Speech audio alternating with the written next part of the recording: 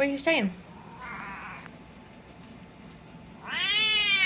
Hello everyone, and welcome back to my channel, Dumpster Cam. I am coming at you with another nice little petite dumpster dive haul here. And after this haul, I am going to share with you some pressure canning, which is actually happening right now, but it's a little bit out of order in the video. So again, I'm sorry for that sound. Hopefully you're still able to hear and understand me and enjoy the video. I'll try my best to like shield you. Oh, not the video, but I'll try my best to shield the sound. We'll try our best. Okay, so everything came from either Aldi or Gordon Food, which is pretty much how my hauls have been going recently. And this one we're going to start right here with just a little bit of a disappointment, actually. I just took this without looking. It is handcrafted popcorn. When I saw kernels, which I'm assuming is the brand, I was hoping it would be like unpopped popcorn kernels. However, it is just a normal tin of Christmas popcorn. But there was no seal, no covering or anything. So I don't personally think I'm going to trust that. I'm not going to eat it. I could keep the tin, it's pretty cute, but I'm not going to eat the popcorn just because it was opened and obviously thrown away. So not good on that, but the tin is cute. I have two really big cans of tomato soup. This is condensed soup. These are 50 ounces each. There were a few more of these in the dumpster, but they were really, really broken up and a little too worse for wear for me. So this will last me all winter, I bet. Next to that also came from Gordon's. This is from Aldi. I have 1 gallon of 2% milk. It's a little squished, but nothing crazy. So I will use that. I could use that to make yogurt, but you'll see here in a second I'm not going to need to do that. But yeah, I didn't have any milk, so I thought it was a good grab. And then right on top of the dumpster at Aldi were 3 bags of unopened cat food. So I'm not sure why these were thrown out. I'll double check just to make sure there's no recalls or anything, but I do have cats and they do like to eat food. So they like wet food obviously, but they do eat dry as well. I have 1 of the special medley formulas and then 2 of the indoor formulas. So let's see what they're up to. I think they just ran upstairs. Yeah, Kippy just ran upstairs, but here's asparagus. So he likes to eat dry food a lot more than she does. So he will enjoy that, right? Yeah. So there's that. And then I have 3 things of heavy whipping cream, little cartons right there. I will definitely be able to utilize that. And then here's the big thing. I have 3 full little cases of Chobani Flips Key Lime. And then I had just 2 of these Almond Coco Loco. I ate one of them. It was very good. I've never had this kind of yogurt before. Its specified date was on the 20th. So I don't know. I'll look into freezing these, see what I can do, eat as many as I can. But I thought that was a pretty good find from Gordon's. All right, then I have some non-food items, and these, again, I hope you can hear me, I'm very sorry. Maybe I'll take these candles elsewhere. So as you can see, I have 6 of these candles, 2 3-packs. This one is, here, you can hear me a little better here. Oh, and there's another baby. So cute. So Christmassy. These are little mini tin candles. This one is vanilla, cashmere, amber, and classic. What is that? I don't know that word. Cassis and fig? Huh, I'll have to look that up. But the packaging is a little ripped open. The candles are just fine, so those are super cute.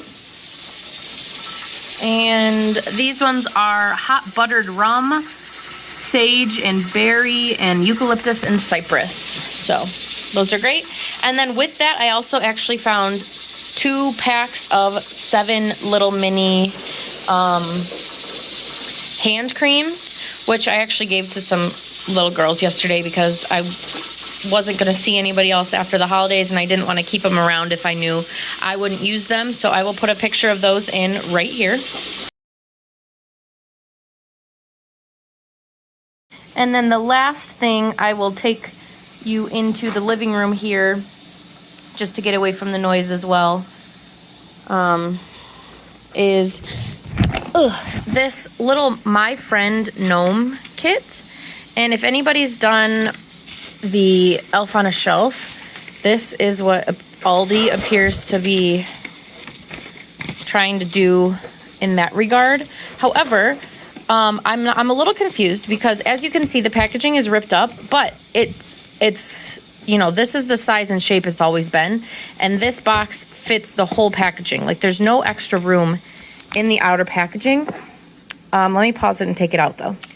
But when I open it and take this out, there is no gnome. I don't know where the gnome would fit if he was like supposed to be squished and tied up right here. It's supposed to come with like this little gnome. I don't think I have it. I do have the book, My Friend Gnome, and then all of the little accessories, which are kind of fun. Obviously I don't do Elf on the Shelf, but like these are little movie tickets. That's fun. This is, I don't know, looks like a little scene you can set up. I thought maybe he was in one of those, but that wouldn't really make any sense. This looks like a gingerbread house to make. So, you know, this is a pretty fun little kit. That's a sweater that the gnome can wear. If you have, look how cute that is, little paint set.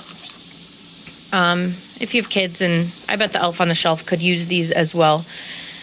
I probably won't end up keeping these, but I'll find somebody who would enjoy them. And I think that's it. I am going to hopefully share a Christmas tour, decor tour with you tomorrow. Tomorrow is Christmas Eve. It is also my mom's birthday, but I would love to share my decor with you. It's nothing crazy. I didn't go full out here on my first Christmas, but still fun. And then let's get into the pressure canning video right now. All right, so I've recently had quite a few people ask me to kind of showcase the process of pressure canning. So I'm doing a little load here, and I wanted to share that with you. I'm not an expert or anything. I just started this a few years ago, maybe 1.5 or 2 years ago. Yeah, something like that. 1.5 or 2 years ago. I just went to Walmart. I got a Presto pressure canner.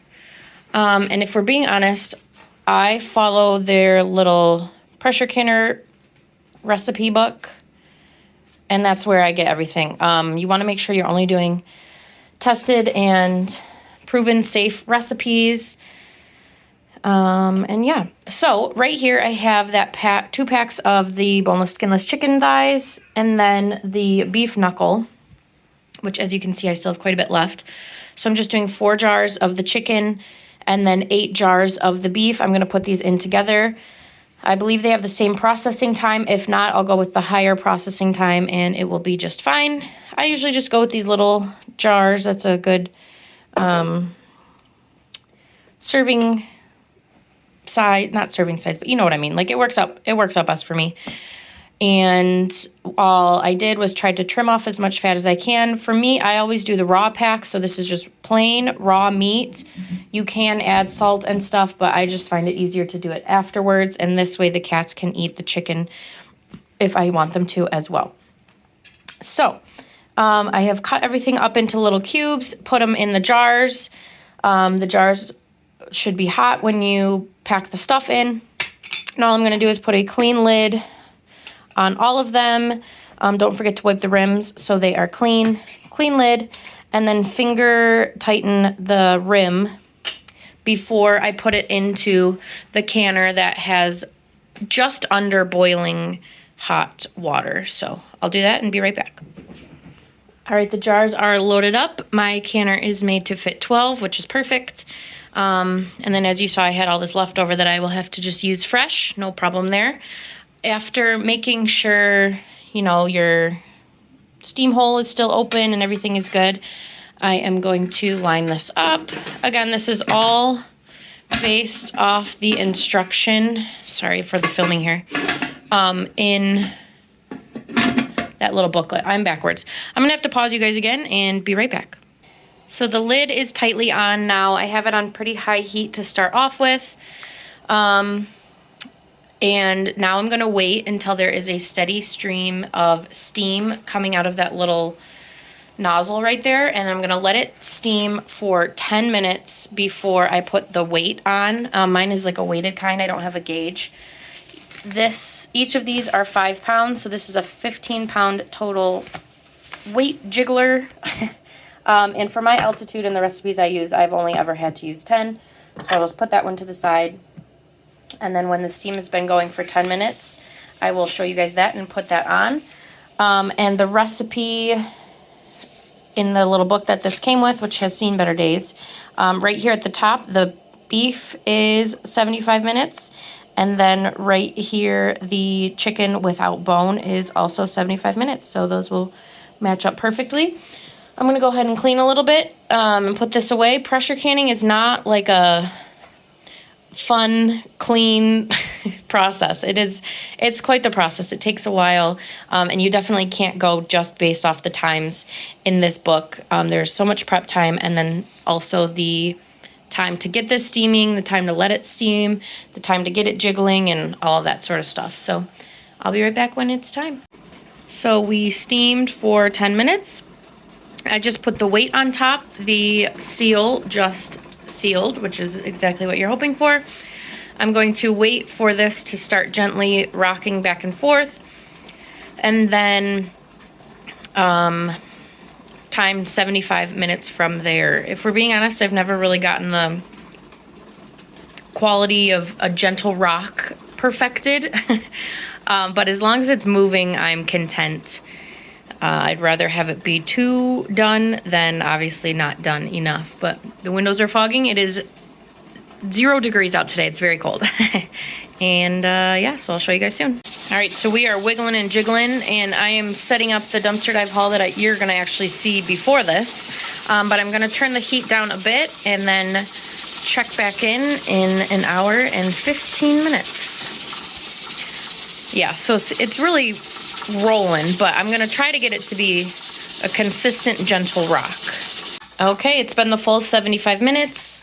I just took it off the heat, and I'm gonna let it sit here and depressurize on its own for, you know, it'll take a little while. So I'm just gonna leave that on until it's completely safe and depressurized. So I'm not gonna show you guys the finished product right now, but I'll show it hopefully in my next video. But yeah, I hope that was a nice little glimpse into the basics of pressure canning. I'll show some more in the future as well, just a, you know, update of what I'm doing, not necessarily a breakdown of how to, but it's always fun, and it's nice to have shelf-stable necessities. So that's it for the video. I also wanted to tell you guys that if you remember in my last video, which was almost 2 weeks ago at this point, I kind of mentioned that my throat was a little scratchy. And then after that, like 3 days after that, I was just in so much pain. I tested negative for strep throat. I've never actually had strep throat, but I was like, this has to be it. However, it wasn't. I just had some sort of weird tonsil infection. I've never felt so bad in my entire life. It was literally the worst pain I've ever been in, the worst sickness. It luckily didn't last too long, but I felt horrible. I got antibiotics and a few other medications from the doctor, and luckily I am completely better now, but I wanted to share a picture of my tonsils with you. So if you don't want to see that, if you don't like gross medical things like that, I'm going to say thank you so much for watching right now. Don't forget to like, share, and subscribe to my channel, Dumpster Cam. And I'll be back soon, hopefully really soon, with some Christmas, dumpster diving, you know, house, and I will do a full house tour eventually. However, thank you. So if you do want to see it, stick around right here until the end of the video. There's no blood or anything, but it's definitely gross. It's my tonsils. So again, thank you guys. If you're sticking around for the picture, I'm going to put that right after this, and then I will show you the finished product of this probably in my next video. So as always, thank you guys, and I will see you soon on my channel. Thanks, guys.